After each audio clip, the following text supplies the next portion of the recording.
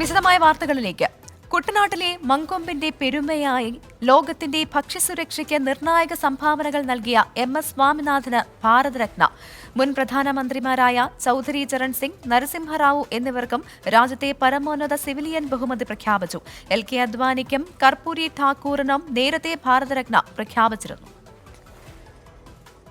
അസാധാരണമായാണ് രാജ്യത്തെ പരമോന്നത സിവിലിയൻ ബഹുമതിയായ ഭാരതരത്ന ഇത്തവണ പ്രഖ്യാപിച്ചത്. ഈ മാസം ആദ്യം മുതിർന്ന BJP നേതാവ് LK അദ്വാനിക്കും സോഷ്യലിസ്റ്റ് നേതാവ് കർപ്പൂരി ഠാക്കൂറിനും ഭാരതരത്ന പ്രഖ്യാപിച്ചിരുന്നു. ഇതിനു പിന്നാലെയാണ് ഇന്ന് മറ്റു 3 പേർക്കുകൂടി ഭാരതരത്ന പ്രഖ്യാപിച്ചത്. മുൻ പ്രധാനമന്ത്രിയായ ചൌധരി ചരൺ സിംഗ്, നരസിംഹറാവു, ഇന്ത്യയിലെ ഹരിത വിപ്ലവത്തിന്റെ പിതാവ് MS സ്വാമിനാഥൻ എന്നിവരുടെ പേരുകളാണ് രണ്ടാം ഘട്ടത്തിലുള്ളത്. പ്രധാനമന്ത്രി നരേന്ദ്രമോദിയാണ് ഇക്കാര്യം പുറത്തുവിട്ടത്. ലോക്സഭാ തെരഞ്ഞെടുപ്പ് മുന്നിൽ കണ്ടാണ് എല്ലാ വിഭാഗത്തെയും പരിഗണിച്ച് 5 പേരെ ഇത്തവണ തെരഞ്ഞെടുത്തതെന്നാണ് വിലയിരുത്തൽ. കർഷകർക്കിടയിൽ നിർണായക സ്വാധീനമുള്ള വ്യക്തികളാണ് ചൌധരി ചരൺ സിംഗും MS സ്വാമിനാഥനും. 3 പേരും രാജ്യത്തിന് മികച്ച സംഭാവന നൽകിയവരാണെന്ന് കോൺഗ്രസ് നേതാവ് ജയറാം രമേശ് പ്രതികരിച്ചു. 24 ഡൽഹി. ലോക്സഭാ തെരഞ്ഞെടുപ്പിന് മുന്നോടിയായി വോട്ടർമാരുടെ കണക്ക് പുറത്തുവിട്ട കേന്ദ്ര തെരഞ്ഞെടുപ്പ് കമ്മീഷൻ 96,88,21,926 വോട്ടർമാരാണ് ഇത്തവണ വോട്ട് ചെയ്യുന്നത്. തെരഞ്ഞെടുപ്പ് പ്രഖ്യാപന നടപടിയുടെ ഭാഗമായാണ് കമ്മീഷൻ കണക്കുകൾ പുറത്തുവിട്ടത്. നിതിൻ അംബുജൻ ചേരുന്നുണ്ട് ഡൽഹിയിൽ നിന്ന്. നിതിൻ, കഴിഞ്ഞ വർഷത്തേക്കാൾ 7% വോട്ടർമാരുടെ വർധന ഇത്തവണ ഉണ്ടാകുന്നുണ്ട് എന്നാണ് ഞാൻ മനസ്സിലാക്കുന്നത്. മറ്റു വിവരങ്ങൾ?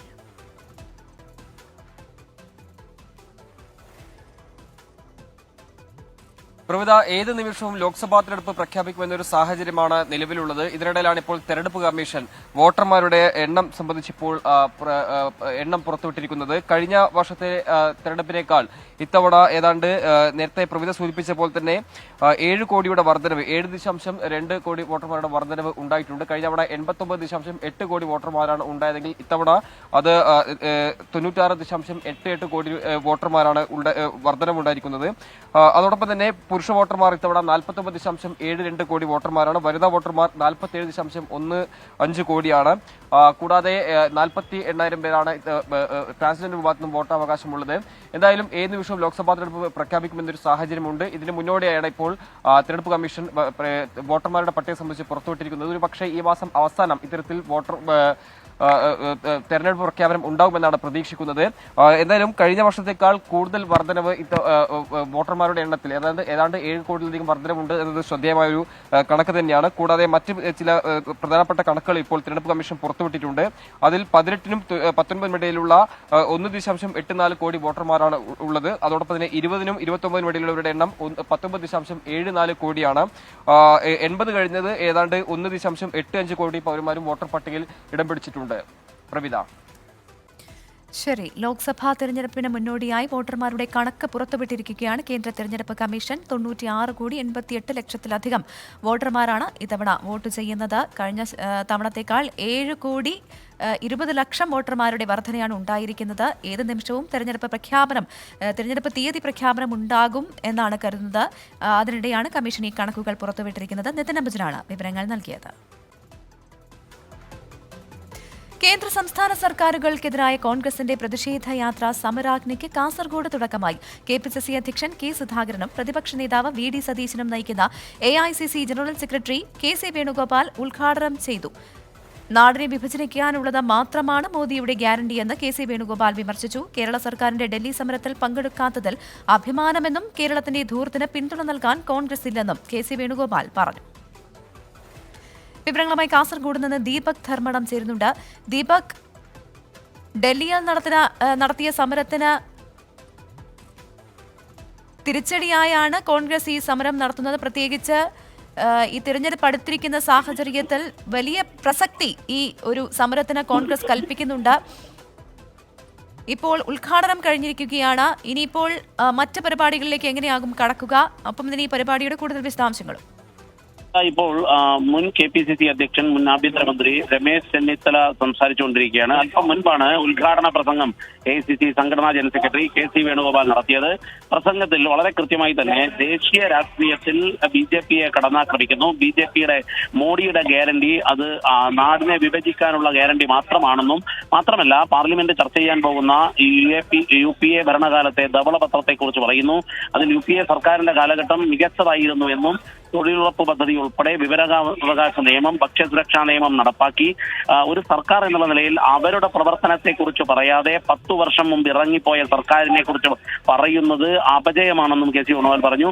മറ്റൊരു പ്രധാനപ്പെട്ട കാര്യം കെ സി പറഞ്ഞത്, കേരളത്തിൽ മോഡി ആവർത്തിച്ചു വരുന്നു, ഒരാഴ്ചയിൽ 2 തവണ എത്തുന്നു. പക്ഷേ എന്നാൽ അതൊന്നും തന്നെ ഏതെങ്കിലും രീതിയിൽ അക്കൗണ്ട് തുറക്കാൻ സാധിക്കില്ല. അതായത് കെ സി വേണുഗോപാലിന്റെ ഭാഷ ഇതായിരുന്നു, മോഡിയുടെ പരിപ്പ് കേരളത്തിൽ വേവില്ല എന്നായിരുന്നു. ആ രീതിയിലുള്ള ഒരു ആക്ഷേപകരമായ കടന്നാക്രമണം തന്നെയായിരുന്നു നടത്തിയത്. മറ്റൊരു പ്രധാനപ്പെട്ട കാര്യം, കേരളത്തിലെ സർക്കാരിനെയും വളരെ കൃത്യമായി വിമർശിക്കുന്നു. കേരളത്തിലെ ദൂർത്തിന് പിന്തുണ നൽകാൻ കോൺഗ്രസ് ഇല്ല. പ്രത്യേകിച്ചും ഈ ഡൽഹി സമരത്തിൽ കേരളത്തിലെ എംപിമാർ സഹകരിക്കാത്തത് വലിയ ചർച്ചയായ സാഹചര്യത്തിൽ അതിന് രാഷ്ട്രീയ മറുപടി നൽകുകയായിരുന്നു. കാരണം സഭയിൽ കൃത്യമായി എംപിമാർ ഇടപെട്ടിട്ടുണ്ട് സംസ്ഥാനത്തോട് കാണിക്കുന്ന വിവേചനത്തിന് എതിരെ. പക്ഷേ എന്നാൽ ഈ ഡൽഹിയിൽ പോയി കേരള സർക്കാർ നടത്തിയ സമരത്തിന് ഒപ്പുവെച്ചു കൊടുക്കാൻ ഞങ്ങളില്ല എന്നുള്ള നിലപാട് ആവർത്തിക്കുകയാണ് ചെയ്തത്. ഈ വലിയ ആവേശത്തോടു കൂടിയാണ് കാസർഗോഡ് മുനിസിപ്പൽ സ്റ്റേഡിയത്തിൽ ഈ കോൺഗ്രസ് KPCC സംഘടിപ്പിച്ച സമരാഗ്നിയുടെ തുടക്കം ആയത്. ഇപ്പോൾ രമേശ് ചെന്നിത്തല പ്രസംഗിച്ചുകൊണ്ടിരിക്കുകയാണ്. തത്സമയ ദൃശ്യങ്ങൾ കാണാം പ്രവിധ. ശരി ദീപക്, എന്തായാലും കേന്ദ്ര സംസ്ഥാന സർക്കാരുകൾക്കെതിരെ അതിരൂക്ഷ വിമർശനമാണ് കോൺഗ്രസ് ഉന്നയിക്കുന്നത്. പ്രത്യേകിച്ച് തിരഞ്ഞെടുപ്പ് കൂടി അടുത്തിരിക്കുന്ന സാഹചര്യത്തിൽ 14 ജില്ലകളിലൂടെ ഒരു പര്യടനമാണ് കോൺഗ്രസ് ലക്ഷ്യമിടുന്നത്. മുതിർന്ന കോൺഗ്രസ് നേതാക്കളെല്ലാം ചടങ്ങിൽ പങ്കെടുക്കുന്നുണ്ട്. വിവരങ്ങളാണ് ദീപക് ധർമ്മടം നൽകിയത്. കേരളത്തിന്റെ മറുപടി.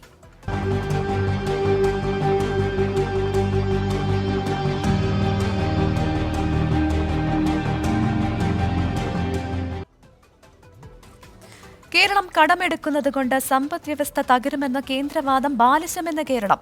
സാമ്പത്തിക പ്രതിസന്ധി വിഷയത്തിൽ കേന്ദ്രത്തിനെതിരെ സംസ്ഥാനം സുപ്രീം കോടതിയിൽ സത്യവാങ്മൂലം ഫയൽ ചെയ്തു.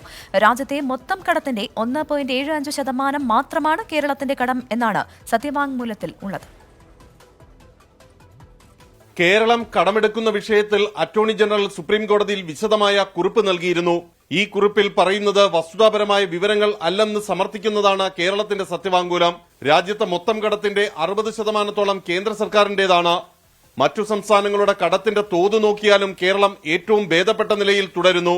രാജ്യത്തിനുള്ള മൊത്തം കടത്തിന്റെ 1.75% മാത്രമാണ് കേരളത്തിന്റെ കടം. കേന്ദ്രത്തിന്റെ ധനമാനേജ്മെന്റിനെയും സംസ്ഥാനം സത്യവാങ്മൂലത്തിൽ വിമർശിക്കുന്നു. സങ്കുചിത താൽപര്യങ്ങളുടെ അടിസ്ഥാനത്തിലാണ് കേന്ദ്രത്തിന്റെ ആരോപണം. അമർത്യ സെൻ ഉൾപ്പെടെയുള്ള വിദഗ്ധർ കേരള മോഡലിനെ പ്രകീർത്തിച്ചതാണെന്നും സംസ്ഥാനം സത്യവാങ്മൂലത്തിൽ വ്യക്തമാക്കിയിട്ടുണ്ട്. മറ്റു സംസ്ഥാനങ്ങളുമായി കേരളത്തിന്റെ സാഹചര്യം വിലയിരുത്തുന്നതിനെയും സത്യവാങ്മൂലം ചോദ്യം ചെയ്യുന്നു.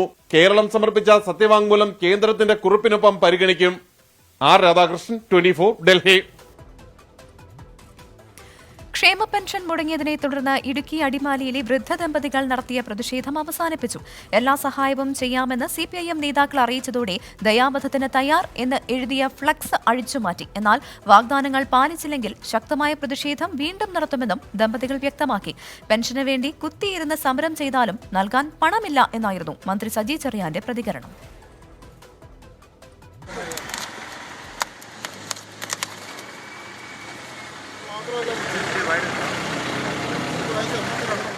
ശാരീരിക വെല്ലുവിളി നേരിടുന്ന ഓമനയുടെയും ശിവദാസന്റെയും പെൻഷൻ കിട്ടാത്തതിനെതിരായ പ്രതിഷേധം ചർച്ചയായതോടെ CPIM നേതാക്കൾ അനുനയ നീക്കത്തിനെത്തി. 1.5 മണിക്കൂർ നീണ്ട ചർച്ചയ്ക്കൊടുവിൽ പ്രതിഷേധം അവസാനിപ്പിക്കാമെന്ന് വൃദ്ധ ദമ്പതികൾ സമ്മതിച്ചു. അവർ പറഞ്ഞത് മാസാമാസം പെൻഷൻ തരും, അല്ലെങ്കിൽ വേറെ എന്തെങ്കിലും കാര്യങ്ങളുണ്ടെങ്കിൽ അവർ ചെയ്തു തരാമെന്ന് പറയുന്നുണ്ട്. അദ്ദേഹത്തോട് എനിക്ക് സ്നേഹവും ബഹുമാനവും ഉണ്ട്. അതുകൊണ്ട് സമരം ഞാൻ അവസാനിപ്പിക്കുക. കാര്യങ്ങളൊക്കെ ഏറ്റെടുത്തിട്ടുണ്ട്. അവർ നടത്തുമെന്നുള്ള ഉറപ്പും എനിക്കുണ്ട്. ഞങ്ങളുടെ കാര്യം എന്തുണ്ടെങ്കിലും ഏറ്റെടുത്തിട്ടുണ്ട് സഖാവ്. ദമ്പതികളുടെ പ്രതിഷേധത്തിന് പിന്നിൽ മറ്റാളുകൾ ഉണ്ടെന്നാണ് CPIM Adimali area secretary Chandy P. Alexander പറഞ്ഞത്. പെൻഷൻ കൃത്യമായിട്ട് മാസം കൊടുക്കാൻ ഗവൺമെന്റ് നടപടി ചെയ്യുന്നതിന്റെ ഭാഗമായി ബഡ്ജറ്റിൽ തന്നെ നിർദ്ദേശങ്ങൾ വന്നിട്ടുണ്ട്. ആ കാര്യത്തിൽ ഞങ്ങൾ ഇടപെടും. ഇനി അതിൻ്റെ ഒരു കുറവുകൊണ്ട് ഇവർക്ക് ഒരു ബുദ്ധിമുട്ട് എന്ന് പറയില്ല. അത്തരം കാര്യങ്ങൾ വന്നാൽ ഞങ്ങൾ ഇടപെട്ട് സഹായിക്കും അവരെ തീർച്ചയായിട്ടും. സ്വമേധയാകാൻ സാധ്യതയില്ല, ആരെങ്കിലും കാണും ഇതിന്റെ പുറകിൽ. പെൻഷന് വേണ്ടി കുത്തിയിരുന്ന് സമരം ചെയ്താലും നൽകാൻ പണമില്ലെന്നായിരുന്നു മന്ത്രി സജി ചെറിയാന്റെ പ്രതികരണം. ദമ്പതികളുടെ പ്രതിഷേധ സമരത്തിന് പിന്നാലെ BJP ഭക്ഷ്യക്കിറ്റ് എത്തിച്ചു നൽകി. സർക്കാർ പെൻഷൻ നൽകുന്നതുവരെ 1600 രൂപ നൽകുമെന്ന് യൂത്ത് കോൺഗ്രസും പറഞ്ഞിരുന്നു. 24 ഇടുക്കി. പാകിസ്ഥാനിൽ തെരഞ്ഞെടുപ്പ് ഫലം നീളുന്നു.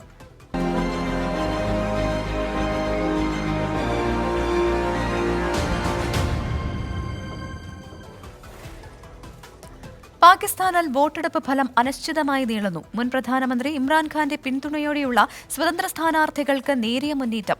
146 സീറ്റുകളിലെ ഫലം പുറത്തുവന്നപ്പോൾ 60 സീറ്റുകളിൽ PTIയും 43 സീറ്റുകളിൽ നവാസ് ഷെരീഫിന്റെ PMLAയും വിജയിച്ചു. 336 അംഗ ദേശീയ അസംബ്ലിയിലെ 266 എണ്ണത്തിലേക്കാണ് തെരഞ്ഞെടുപ്പ് നടക്കുന്നത്. 146 സീറ്റുകളുടെ ഫലം പുറത്തുവരുമ്പോൾ ഇമ്രാൻഖാന്റെ PTIയുടെ പിന്തുണയുള്ള സ്വതന്ത്രർക്കാണ് മുന്നേറ്റം. ഇവർക്ക് പുറമെ നവാസ് ഷെരീഫിന്റെ PMNL, ബിലാവൽ സർദാരി ഭൂട്ടോയുടെ PPP എന്നിവർ തമ്മിലാണ് പോരാട്ടം നടക്കുന്നത്. തെരഞ്ഞെടുപ്പ് ഫലം അനിശ്ചിതമായി നീളുന്നതിനാൽ അട്ടിമറി സാധ്യത ആരോപിച്ച് സ്വതന്ത്രർ രംഗത്തെത്തി. പൂർണ്ണഫലം ഇന്ന് രാത്രിയോടെയോ പുലർച്ചെയോടെയോ ലഭ്യമാകൂ.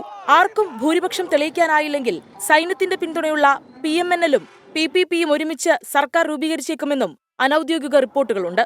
അതേസമയം PTIയുടെ സ്വതന്ത്രർ 150-ലേറെ സീറ്റുകൾ നേടുമെന്ന ആത്മവിശ്വാസം PTI പ്രവർത്തകർ പ്രകടിപ്പിച്ചു. വിജയം തങ്ങൾക്കാണെന്നാണ് നവാസ് ഷെരീഫ് പക്ഷത്തിന്റെ അവകാശം. International desk 24. തിരുവനന്തപുരം PSC ആൾമാറാട്ട കേസിലെ പ്രതികൾ കീഴടങ്ങി. നേമം സ്വദേശികളായ അമൽജിത്ത്, സഹോദരൻ അഖിൽജിത്ത് എന്നിവരാണ് വഞ്ചിയൂർ കോടതിയിൽ കീഴടങ്ങിയത്. ഇരുവരെയും റിമാൻഡ് ചെയ്തു. അഖിൽ ഷാൻസാർ ചേരുന്നത് തിരുവനന്തപുരത്ത് നിന്ന്. അഖിൽ, എവിടെയാണ് ഈ പ്രതികൾ കീഴടങ്ങിയത്? എപ്പോഴാണ് പ്രതികൾ കീഴടങ്ങിയത്? ഒപ്പം തന്നെ മറ്റു വിശദാംശങ്ങളും.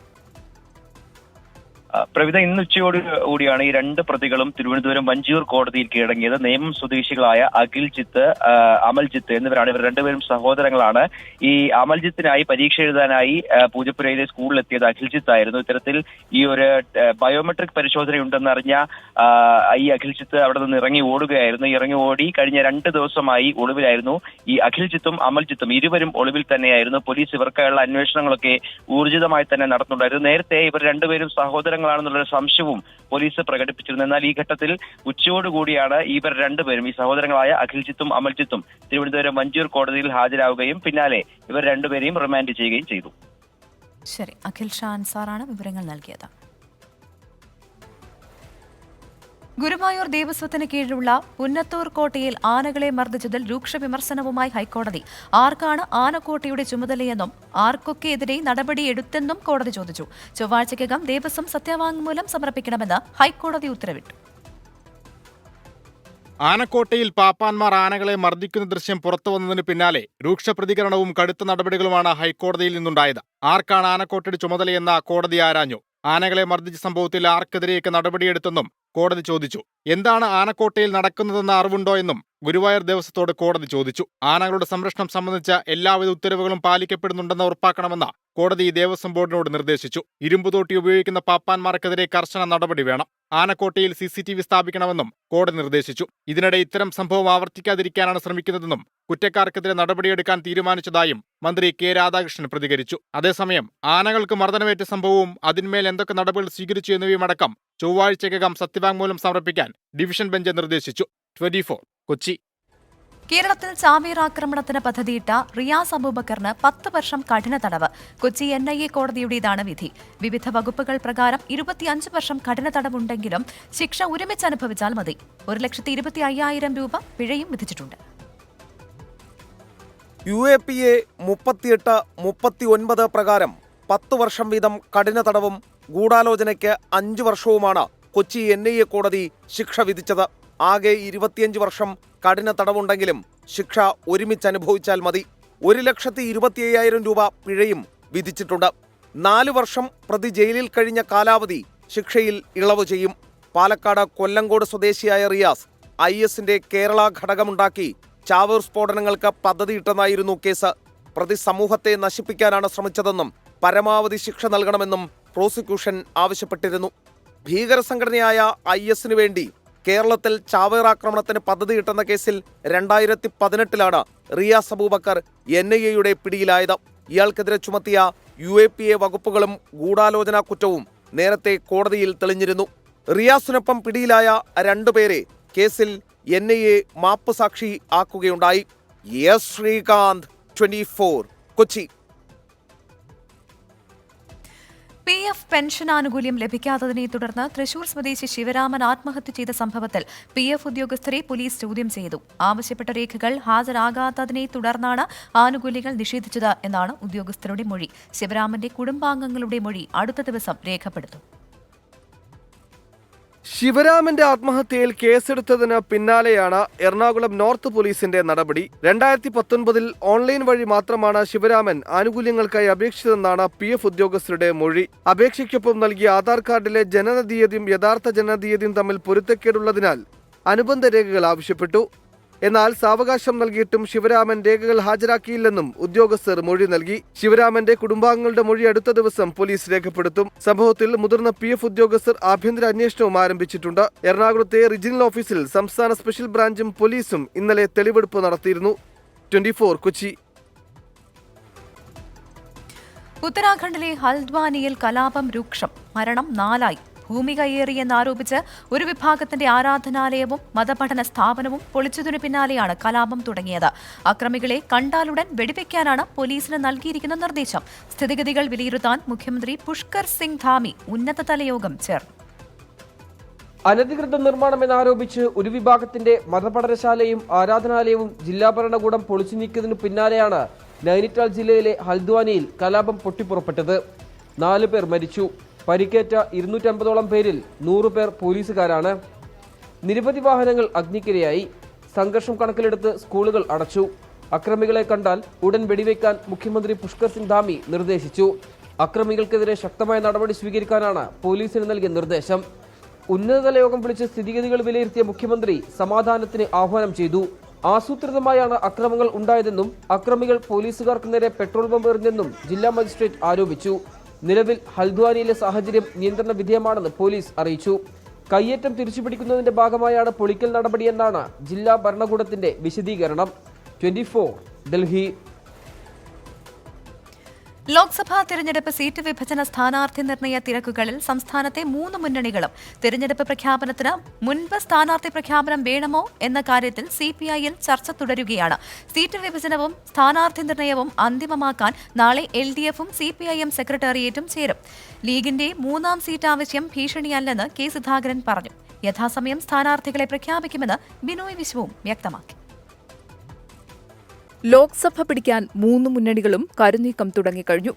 തെരഞ്ഞെടുപ്പ് വിജ്ഞാപനത്തിന് മുൻപേ സ്ഥാനാർത്ഥി നിർണയം നടത്തണോ എന്നതിൽ CPI ഉടൻ ധാരണയിലെത്തും. തിരുവനന്തപുരം, മാവേലിക്കര, തൃശൂർ, വയനാട് മണ്ഡലങ്ങളിലെ സ്ഥാനാർത്ഥികളെ സംബന്ധിച്ച ചർച്ചകളാണ് നടക്കുന്നത്. കമ്മ്യൂണിസ്റ്റ് പാർട്ടിക്ക് നിശ്ചിതമായ രീതിയുണ്ട്.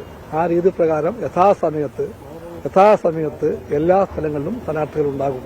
നമ്മുടെ സ്ഥാനാർത്ഥിയെപ്പറ്റി നിങ്ങൾക്ക് എല്ലാവർക്കും ഉത്കണ്ഠകൾ നിങ്ങൾ മനസ്സിലാക്കുന്നുണ്ട്, ആകാംക്ഷ കാണുന്നുണ്ട്.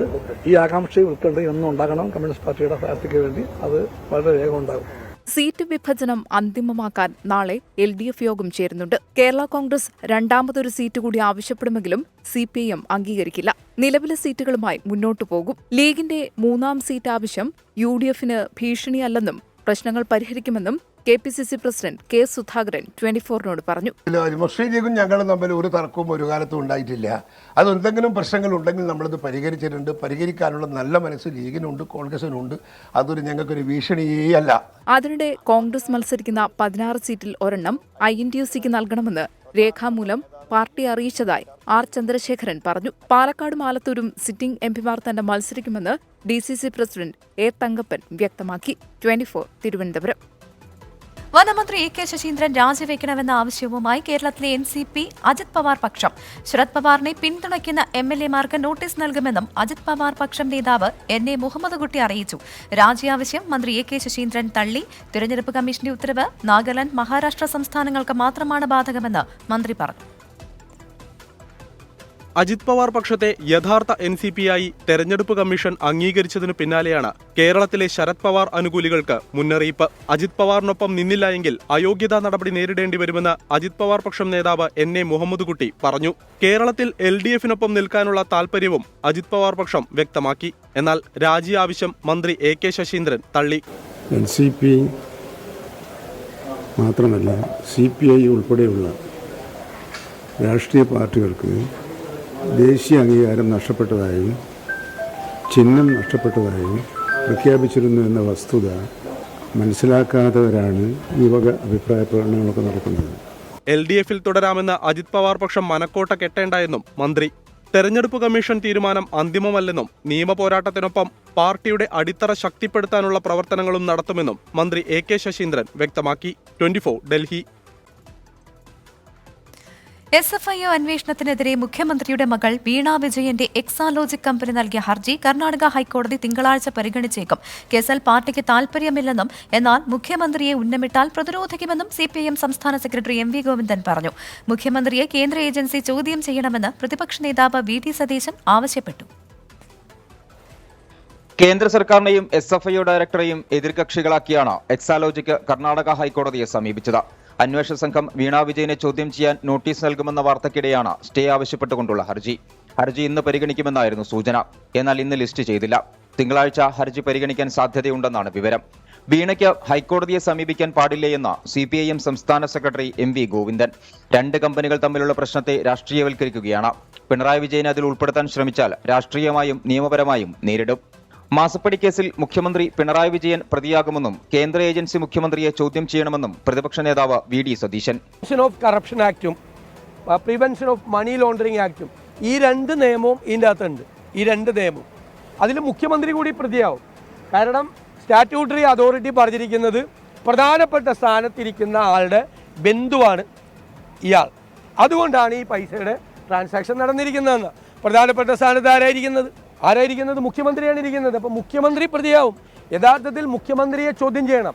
കേസിൽ അന്വേഷണം തടസ്സപ്പെടുത്താനാണ് മുഖ്യമന്ത്രി പിണറായി വിജയന്റെ ശ്രമമെന്നും അതിനാണ് എക്സാലോജിക് കർണാടക ഹൈക്കോടതിയെ സമീപിച്ചതെന്നും BJP സംസ്ഥാന അധ്യക്ഷൻ K സുരേന്ദ്രൻ. എക്സാലോജിക് വിഷയത്തിൽ പാർട്ടിയുടെ കീഴ്ഘടകങ്ങളിലും CPIM വിശദീകരണം ആരംഭിച്ചു. തെരഞ്ഞെടുപ്പ് പ്രവർത്തനങ്ങളുമായി ബന്ധപ്പെട്ട ജില്ലാതലങ്ങളിൽ ബ്രാഞ്ച് സെക്രട്ടറിമാർക്കായി നടത്തിയ ശില്പശാലയിലാണ് വിശദീകരണം. 24 ബംഗളൂരു. ഇതോടെ പ്രൈം ടൈം ന്യൂസിന്റെ സമയം പൂർണ്ണമാകുന്നു.